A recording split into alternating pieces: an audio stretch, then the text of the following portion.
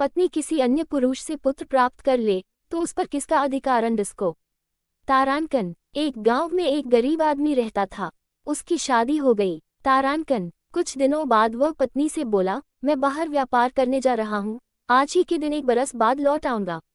ऐसा कहकर वह चला गया। तारांकन, पति वहां व्यापार में व्यस्त हो गया।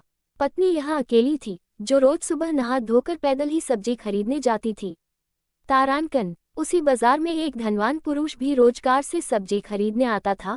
वह रोज इस महिला को आते हुए देखता था। एक दिन वह उस महिला से बोला, आओ मैं आपको घर तक छोड़ दूंगा। तारांकन, नहीं, मैं चली जाऊंगी। तारांकन, डरो मत, मेरा घर भी अगली गली में है, मैं आपको सकुशल पहुंचा दूंगा। तारांकन, वह स्त्री कार में बैठ गई।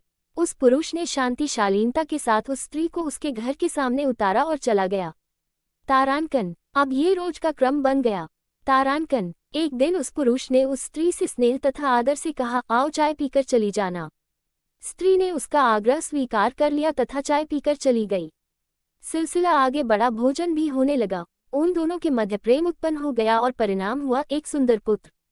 तारांकन, वह स्त्री अपने पुत्र को उस पुरुष के घर ही रखती व नित्य एक बार जाकर उसे लाड़ प्यार से दूध पिलाकर लौट आती। तारांकन, 1 बरस पूरा हो गया। पति के लौट आने की तारीख आ गई। पति आ गया। पत्नी का ध्यान पुत्र में होने के कारण वह पति की बातों पर ध्यान न दे पा रही थी। उसे अशांत व खिन्न देखकर पति ने उससे पूछा, सच सच बताओ क्या हुआ? तारांकन, पत्नी ने सब बात कह दी और पुत्र की याद आना बताया। तारांकन, पति बोला, अपना पुत्र है, जा ले आ। तारांकन, पत्नी गई और जाकर उस पुरुष से बोली कि मेरे पति आ गए हैं और मैं अपना पुत्र लेने आई हूँ। तारांकन, वह पुरुष बोला, पुत्र नहीं दूंगा, वह मेरा है।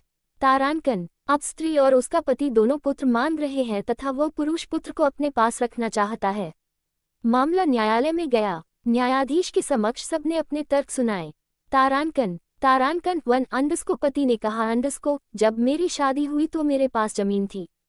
मैं व्यापार करने परदेश गया तथा ये कहकर गया कि जब बोवनी का समय आएगा तब आ जाऊंगा, परंतु यदि किसी कारण न आ पाऊं तो तू किसी से खेत बुआ लेना। बरसात शुरू हो गई और मैं न आ पाया तो मेरी पत्नी ने मेरा खेत दूसरे से बुआ लिया। अब बोने वाला व्यक्ति कह रहा है कि फसल मेरी है, तो फसल तो खेत मालिक की ही रहेगी। बुआई करने वाला चाहे तो मजदूरी ले ले, परंतु फसल पर अधिकार तो खेत मालिक का ही रहेगा।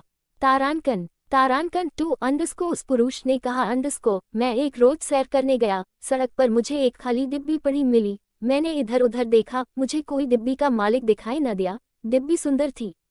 तारांकन, मैंने डिब्बी उठा ली तथा अपने जेब से एक हीरा निकाल कर डिब्बी में रख दिया।